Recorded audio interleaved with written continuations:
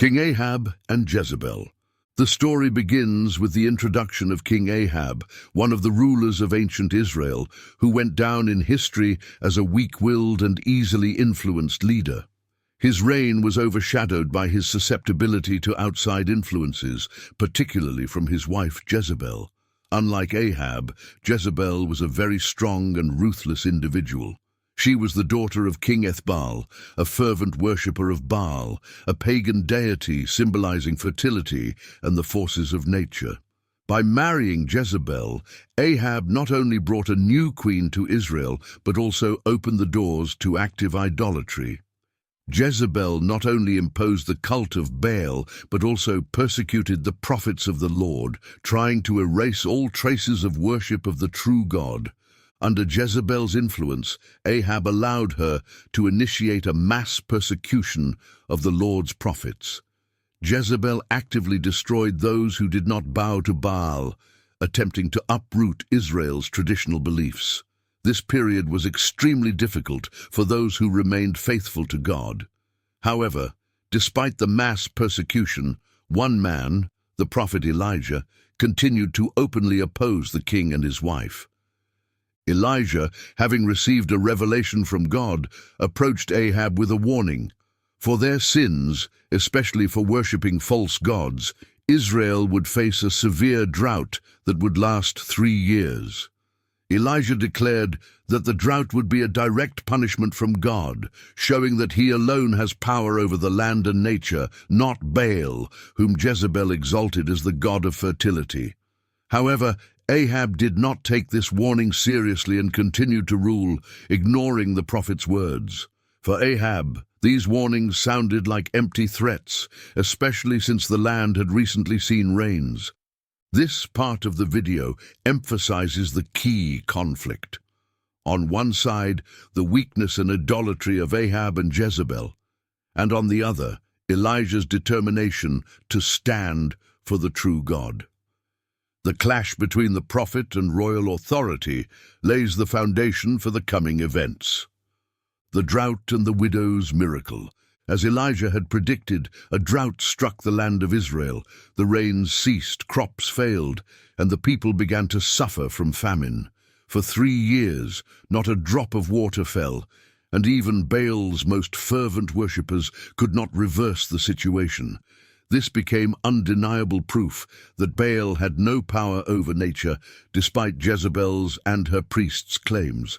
The false prophets were powerless in the face of this natural disaster, leading to growing discontent among the people. To escape Ahab and Jezebel's wrath, Elijah received instructions from God to hide in a secret place. During his journey, Elijah found refuge with a poor widow who had almost no food or means of survival. She and her son were on the verge of starving to death. However, Elijah asked the widow to bring him food, promising that God would ensure her flour and oil would not run out until the drought ended. The widow, trusting the prophet, fulfilled his request, and the miracle indeed occurred. The flour and oil in the widow's home did not run out, and she, along with Elijah, survived the famine. This episode shows that God continues to care for his faithful even in the most difficult times.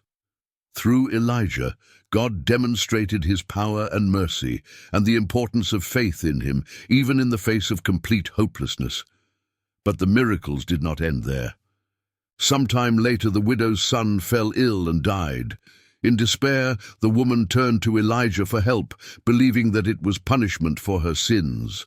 But Elijah, faithful to his God, prayed, and the Lord performed another great miracle. He raised the boy from the dead.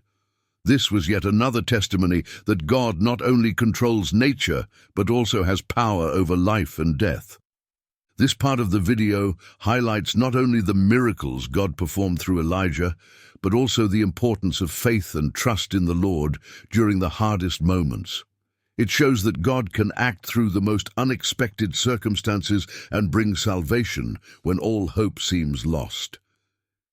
The Showdown on Mount Carmel. One of the most memorable episodes in Elijah's story is his great confrontation with the prophets of Baal on Mount Carmel. After years of drought, Elijah decided to finally prove to the people of Israel who the true God was and who the false one was. He challenged 450 prophets of Baal and 400 priests of Asherah to a duel to settle the doubts of the people once and for all.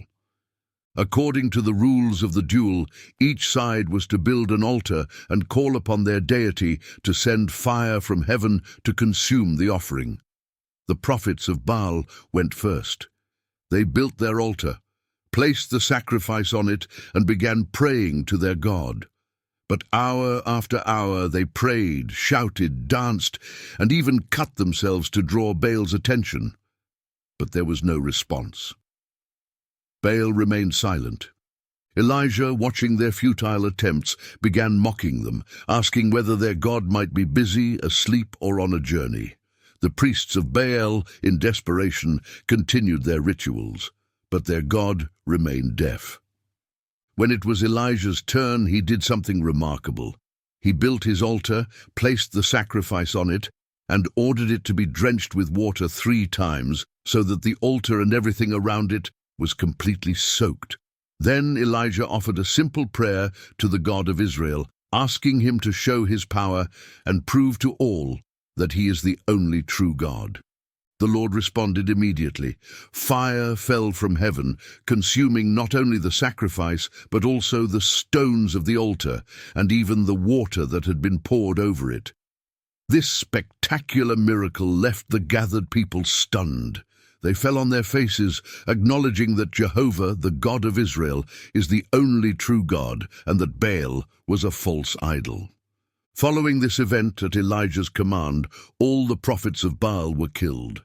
This event became the climax of the struggle between true worship of God and the false cults that had torn Israel apart during that period. The fall of King Ahab and Jezebel.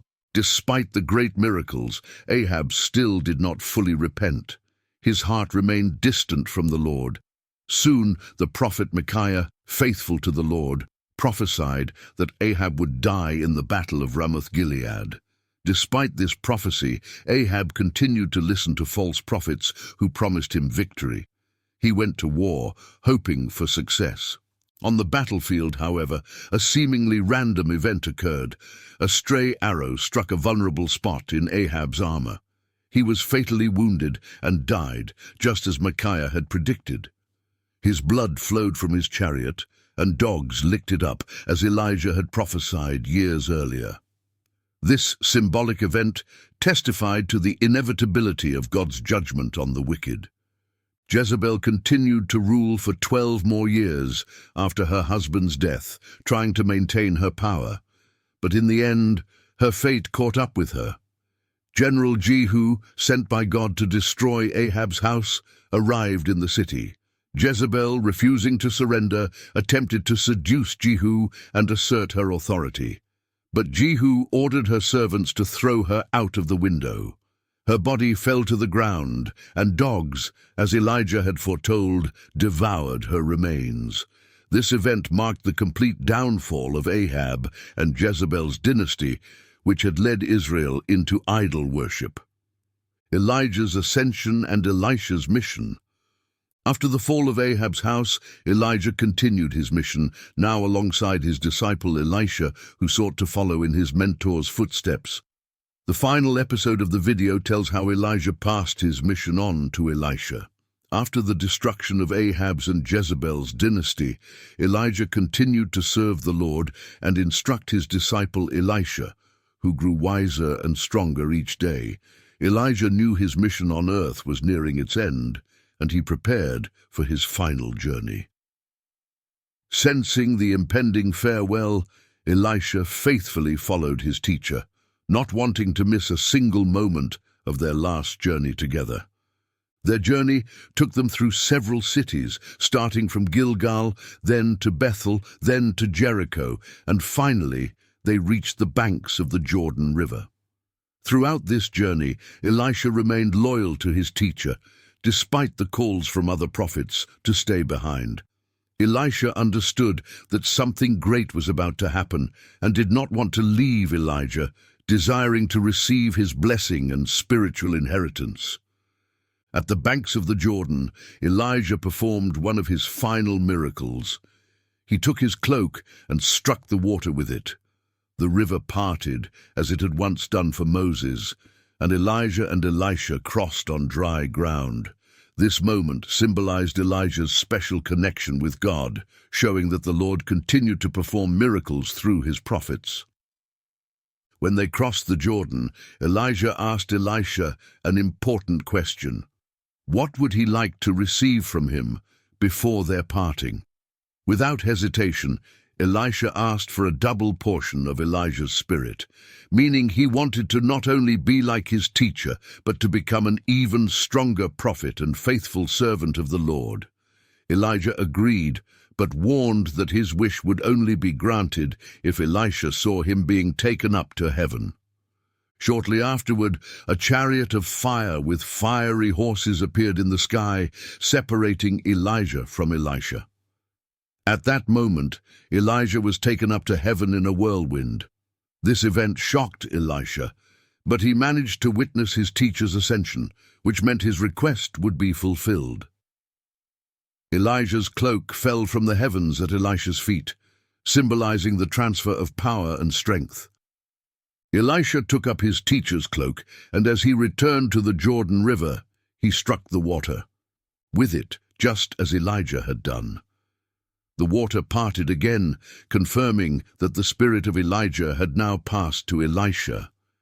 Elisha became the new prophet of Israel, carrying the power of the Lord and beginning his own mission. Conclusion. The story of Elijah and Elisha, as told in this video, serves as a powerful reminder that God's power and faith can prevail even in the darkest times. King Ahab and Jezebel embodied idolatry and apostasy, attempting to destroy the true faith. But through his prophets, the Lord proved that he remains the supreme power governing the world. Elijah's story shows that even one person, faithful to God, can perform great deeds and overcome the forces of evil. The power of prayer and faith is revealed in the miracles performed through Elijah, from ending the drought to raising the dead. The confrontation on Mount Carmel is a vivid example of how God can destroy false beliefs and idols when people sincerely turn to him. The downfall of Ahab and Jezebel is also an important lesson for rulers and all people. No power or might can stand against God's judgment. Their fate became a symbol of divine justice and the inevitable punishment for idolatry and cruelty. Elisha's story continues this theme, showing how God passes his spirit from one prophet to another, continuing his miracles through generations. Elijah's ascension became a significant symbol of God's blessing and power that endures through his faithful servants. This story teaches us that even in the most difficult times, God is always at work and sustains his people. It inspires faith, resilience, and following God, even when evil seems to triumph. It's important to remember that the Lord always finds a way to bring people back to him, using his prophets, miracles, and his unyielding judgment. In conclusion, this video not only retells well-known biblical stories, but also emphasizes important spiritual lessons. Faithfulness to God, condemnation of idolatry, and the unchanging power of prayer and faith. The story of Elijah and Elisha is the story of God's intervention in human affairs, where he not only saves his people, but also punishes those who have turned away from his ways.